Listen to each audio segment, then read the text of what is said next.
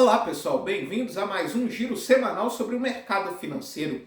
Nessa semana, o temor de uma crise global tomou conta dos mercados, o que fez com que o preço das commodities caísse ao longo dessa semana. Isso, por outro lado, traz um certo alívio de que a inflação possa não estar tão forte quanto se esperava ao longo do tempo. Começamos falando da China, que apresentou alguns sinais mistos ao longo dessa semana. Primeiro, com Xangai iniciando testagem em massa em alguns distritos para tentar conter o avanço da Covid-19. E a inflação na China veio com uma queda de 0,2%, causado pelos lockdowns no país no mês passado. Além disso, a incorporadora Shimao Group deu um calote em títulos da sua dívida essa semana. Por outro lado, o ministro das Finanças anunciou que o país estuda permitir que os governos locais vendam 1,5 trilhão de ienes em títulos do governo, como forma de estimular um novo pacote de infraestrutura. Isso seria um aporte em torno de 220 bilhões de dólares, algo inédito na história do país e o que pode impulsionar a indústria de infraestrutura local. Isso fez com que o minério de ferro se recuperasse dos fortes tombos que teve no início da semana, mas mesmo assim ele fechou essa semana em queda de 2,34%, com a tonelada cotada aos 115 dólares. Nós tivemos ainda ao longo dessa semana encontro entre autoridades dos Estados Unidos e da China, visando rever algumas tarifas impostas durante o governo do presidente Donald Trump. Isso visaria aí aumentar o comércio entre os dois países e ainda reduzir a inflação, tanto nos Estados Unidos quanto na China. Falando agora da Europa, que enfrenta um grave problema devido ao fornecimento de gás natural, ocasionado aí pelo confronto entre Rússia e Ucrânia. Aliás, o gás natural ele teve um aumento de mais de 700%, se a gente considerar lá o final do mês de novembro do ano passado até o início desse ano. Nós tivemos ainda uma greve na Noruega que ameaçou aí, ter uma interrupção na produção de petróleo e gás natural, mas isso acabou não afetando ao longo da semana.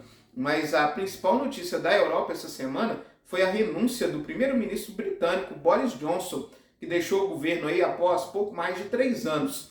Ele enfrentou aí uma série de escândalos, atravessou um dos momentos mais complicados da história do Reino Unido, que foi o Brexit, que foi a saída do Reino Unido da União Europeia, enfrentou aí problemas em relação à Covid-19, escândalos com festas realizadas durante o período de quarentena no país britânico, mas mesmo assim ele foi o primeiro país a entregar uma vacina para a Covid-19 e a iniciar a testagem em massa. Mas essa sucessão aí de escândalos que ele enfrentou, não foi possível ele continuar no governo.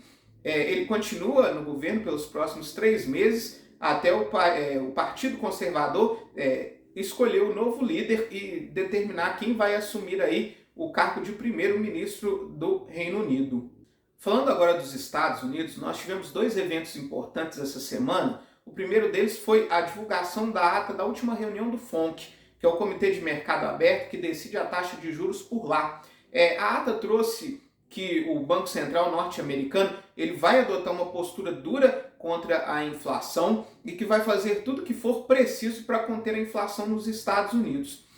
Além disso, trouxe a possibilidade aí de na próxima reunião a gente ter aí um aumento de meio ou de 0,75 ponto percentual na taxa básica de juros por lá.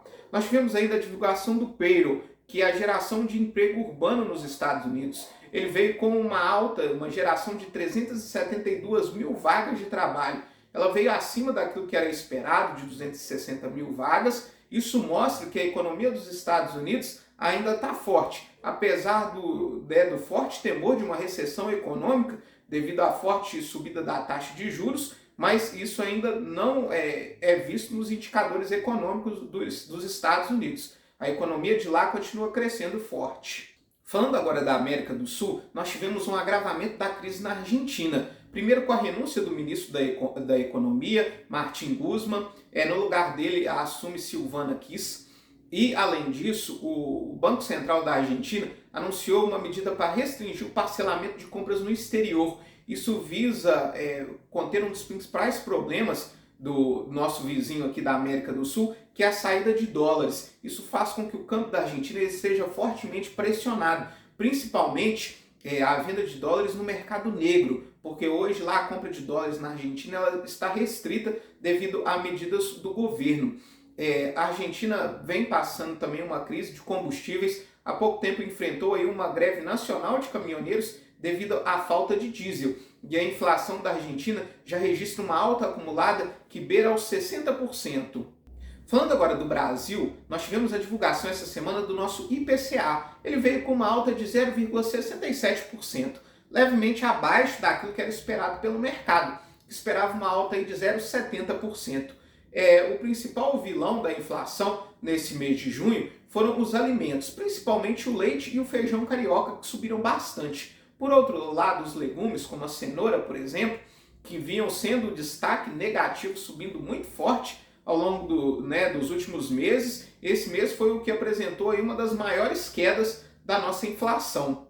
Além disso, a nossa produção industrial ela teve uma leve alta de 0,3%. O temor de uma recessão global fez com que o barril de petróleo caísse forte ao longo dessa semana.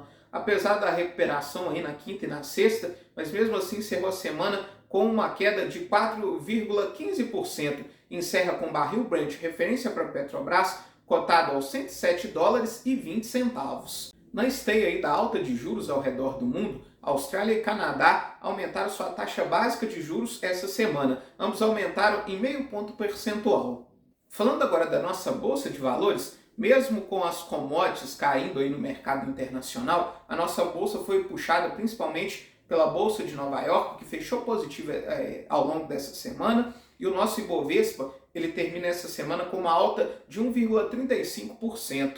Por outro lado, o dólar ele encerra essa semana com uma queda de 1,45% e encerra cotado aos R$ 5,25. Já nos Estados Unidos, o S&P 500 subiu 1,94% e o Dow Jones subiu 1,36%.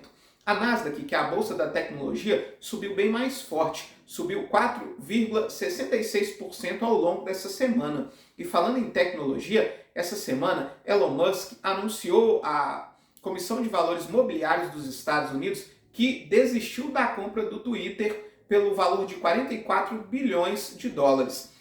O comitê gestor do Twitter já anunciou que vai entrar na justiça para que Elon Musk possa cumprir a sua oferta. Já na Europa, o Stoxx 600 ele encerra essa semana com uma alta de 1,54%. Falando agora da renda fixa, a gente mantém aí os juros futuros um pouco pressionados, principalmente devido aí ao risco fiscal, com essas novas medidas do governo aí para tentar liberar novos benefícios, o que prejudica as contas públicas. Isso fez com que o DI para janeiro de 23 tivesse mais uma vez uma leve alta de 0,08%. Encerra essa semana cotado aos 13,78%. Enquanto isso, a carteira de títulos públicos sofreu. O IMA geral ele fecha essa semana com uma queda de 0,33%. Enquanto isso, o IRFM, que são os pré-fixados, ele fecha essa semana com uma queda de 0,16%. Para a semana que vem, a gente segue de olho nos riscos fiscais e a tramitação da PEC dos benefícios na Câmara dos Deputados. A votação ela foi adiada para terça-feira. Enquanto isso, nos Estados Unidos e na Argentina, a gente vai ter a divulgação dos índices de inflação. Nós vamos ter a divulgação do PIB da China e do Reino Unido, e aqui no Brasil nós vamos ter a divulgação das vendas do varejo. Muito obrigado e até a nossa próxima semana.